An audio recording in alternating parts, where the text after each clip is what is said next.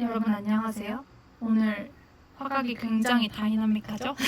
오늘은 한번 이렇게 진행해 보도록 하고, 혹시 좀 더 좋은 화각에서 보고 싶다, 아니면 화면 녹화 기능을 공부해 왔으면 좋겠다 하시면 의견 남겨주시면 이제 제가 그거 반영해서 준비해 보도록 하겠습니다. 일단 오늘은 최대한 빠르게 여러분들에게 안내를 해드리고자 제가 준비 가능한 선에서 이런 각도가 나오게 됐다는 점 양해 살짝 부탁드리면서 영상 시작해 보도록 할게요.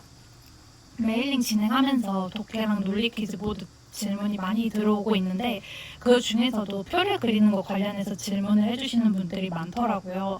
일단 제가 생각했을 때는 차근차근 OX를 기준으로 가면 된다가 기본 원리이고, 그 외의 부분들은 대부분 다 이제 메일링에서 다루기 때문에 한번 쫓아오기 시작하면 그 다음부터는 술술이라고 생각이 되는데, 그 딱 한번 쫓아가면이 어려우신 분들이 조금 있으신 것 같아서 한번 보완을 해드리는 영상 찍어보려고 합니다.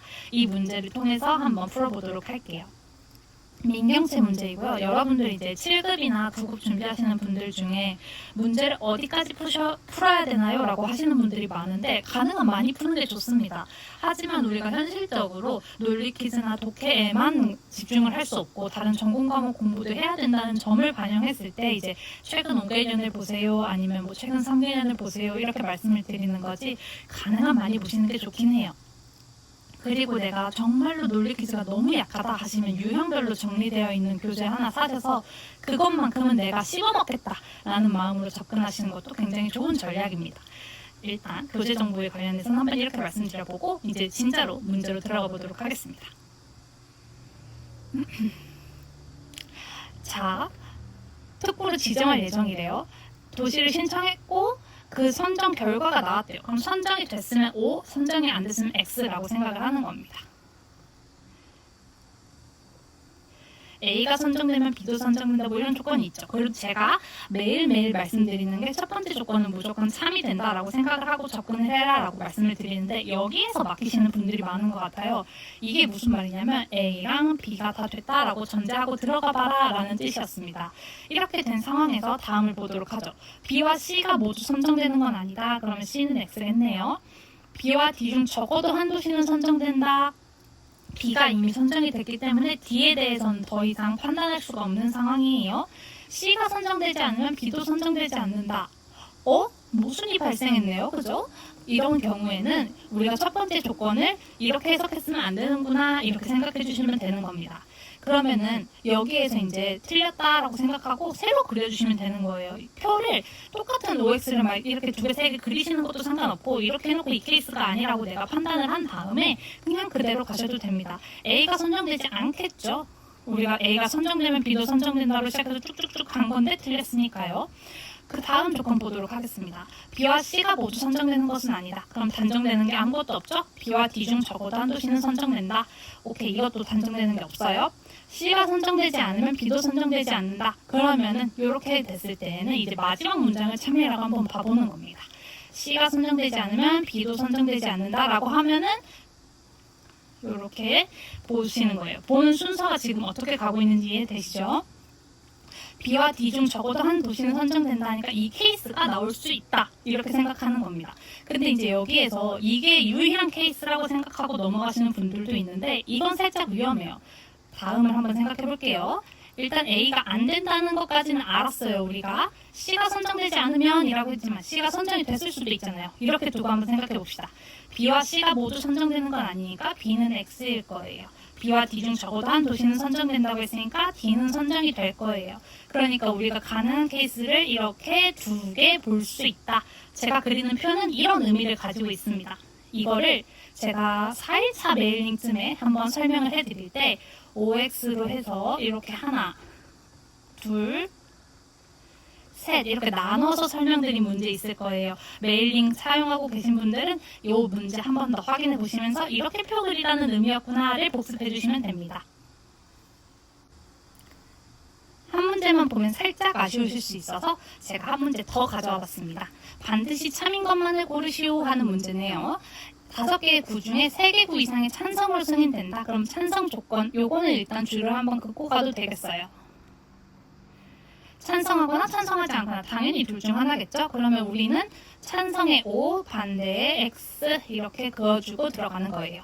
A가 찬성한다면 B와 C도 찬성한다. A, B, C 이렇게 들어갑니다. C는 찬성하지 않는다. 세상에 모순이 발생했어요. 자, 앞에서도 말씀드렸지만 얘는 좀 더 빨리 나왔으니까 얘를 한번 가지고 설명을 해드려 볼게요. 모순이 발생한다 함은 우리가 앞뒷말이 서로 안 맞는 거예요. 이 모순이라는 개념 자체를 모르시면 그냥 제미나이나 챗 GPT 검색해보시면 쉽게 아실 수 있고요. 이렇게 앞에 말과 뒤에 말이 둘 다 참여해야 되는데 둘 다 참일 수 없는 상황이 만들어진 걸 모순이라고 한다라고 이해해 주시는 정도도 충분합니다. 이렇게 되었으면 A가 찬성한다면 B와 C도 찬성한다가 틀린다. 이렇게 생각하면 안 되고요. A가 찬성한 게 아니겠구나. 이 정도로 생각을 해주시는 거예요. 어떻게 생각하는지 이해가 되시죠? 그렇게 된 상황에서 이제 상황을 다시 그려보자면 C는 찬성하지 않는다를 이렇게 먼저 그려두고 A가 찬성하지도 않았겠구나를 판단하시는 겁니다. B에 대해서는 판단할 수 없는 상황이에요. 지금 조건 두 개만 봤을 때는요. D가 찬성한다면 A와 E 중 한 개 이상의 구는 찬성한다. 이렇게 되어 있죠. 이것 또한 밑에 얘기들을 보고 판단해야 된다. 그래서 확정되는 것들은 요거 두 개밖에 없다. 이렇게 생각하고 바로 선지로 가시는 겁니다. 여기선 보기로 가시는 거라고 이해해 주시면 돼요. 많은 분들이 문제에서 조건이 주어졌을 때 그 조건으로 모든 걸 확정하고 들어가려고 해서 논리 퀴즈가 어려워지는 거거든요. 근데 논리 퀴즈는 생각보다 많은 것들이 확정되지 않아요.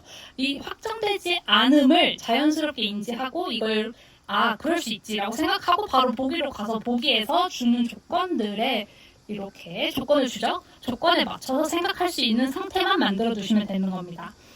이제 논리 퀴즈가 조금 감이 오실까요? 논리 퀴즈에서 제일 중요한 거는 모순을 만들어내는 상황을 내가 파악을 하는 거고 이 모순을 내가 선지 하나하나 보면서 판단이 어렵다 하면 이렇게 저처럼 표를 바로 그려서 들어가시는 것도 괜찮다라는 거예요.